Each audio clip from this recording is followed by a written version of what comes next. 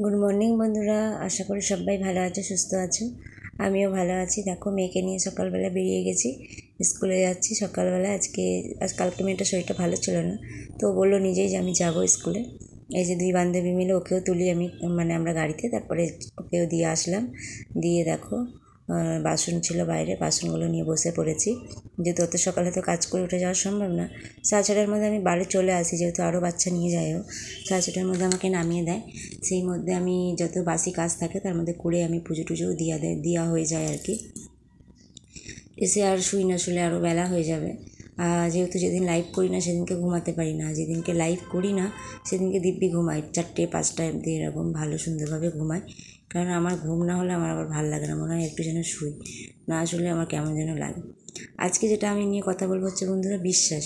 বিশ্বাস জিনিসটা এমন না, একবার যদি ঠকে যাও তুমি, তখন তোমার যতই মনে হবে সে তোমার সাথে ভালোভাবে মিশছে, কথা হচ্ছে, মানে সব কিছু করছে, তোমাকে ভালোবাসছে, কিন্তু তোমার না সেই তার বিশ্বাসটা তার প্রতি তার থাকবে না।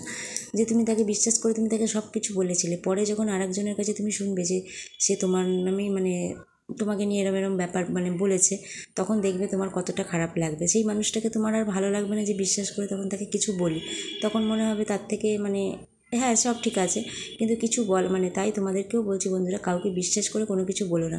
যখন তুমি বলবে না, সে যখন শুনবে বলবে বাবা এরকম হয়েছে, এই হ্যানা তেনা অনেক রকম কথা বলবে, কিন্তু যখন তুমি ওখান থেকে সরে যাবে না, তারপরেই দেখবে তোমাকে নিয়ে সে হাসি করছে, হাসি ঠাট্টা ওড়াচ্ছে, বুঝলে।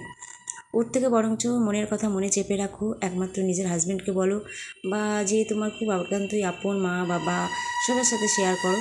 কিন্তু মা বাবা কখনো এই জিনিসটা করবে না যে তোমার কথা নিয়ে আবার অন্য কাউকে বলবে। মা বাবা বর কখনো এটা করবে না, ঠিক আছে। আর এমনকি যাকে তুমি আরও বিশ্বাস করতে পারো, নিজের ভাই বোন দাদা, এরাও কখনো এই জিনিসটা করবে না, আমার যেটা মনে হয়, ঠিক আছে। আর এরা কখনো এই জিনিসটা করবে না যাকে তুমি নিজের ভাবো এমনকি, ঠিক আছে। বিশ্বাস করলে মানে বিশ্বাস জিনিসটা এরকমই যে তুমি সবাইকে বিশ্বাস করে কিছু বলতে পারবে না, সেই পরবর্তীকালে তোমার নামেই উল্টো পাল্টা নানা কিছু বলতে থাকবে, বুঝলে। তাই বিশ্বাস জিনিসটা এমনই, একবার ভেঙে গেলে আর সেটা জন্মায় না। আমার সাথেও এরকম হয়েছে, তো আমি সেটা তোমাদের সাথে পুরো খুলে বলতে চাইছি না, যেটুকুনি বললাম সেটুকুনি তোমরা বুঝে নিও, ঠিক আছে। সবটা খুলে বলা সম্ভব না। বিশ্বাস যেটা আমার সাথে বিয়ের আগেও হয়েছে, বিয়ের পরেও হয়েছে, ঠিক আছে। তাই জন্য আর আমি সেটা খুলে বলতে চাই না। তো দেখো, আমার এদিকে পুজো দেবো বলে আমার চান টানও হয়ে গেছে, তো এদিকে ফুলগুলো আমি জোগাড় করে নিচ্ছি, যেহেতু সব ফুল একসঙ্গে থাকে, তো তাই জন্য একটু বেছে নিয়ে দিলে কি আমার পুজো দিতে মানে সুবিধা হয়। তাই জন্য আমি ফুলগুলো আগে বেছে নিই, সাজিয়ে রাখি, তারপরে আমার বর এসে নারায়ণ দেয়, ওরও সুবিধা হয় দিতে, ওই জন্য আগে আমি সাজিয়ে রেখে দিই। দিয়ে তারপরে আমি পুজো দিয়ে নেবো, দিয়ে তারপরে আবার টিফিন করবো, তারপরে আস্তে আস্তে আবার মেয়ের টাইম হয়ে যাবে, 9টা বেজে যাবে, মেয়ে চলে আসবে। তার মধ্যে লাইভ আছে, তার মধ্যে একে ওকে সাপোর্ট করা, জানোই তো, সাপোর্ট না করলে কেউ কারো লাইভে আসবে না এখনকার, মানে এমনই।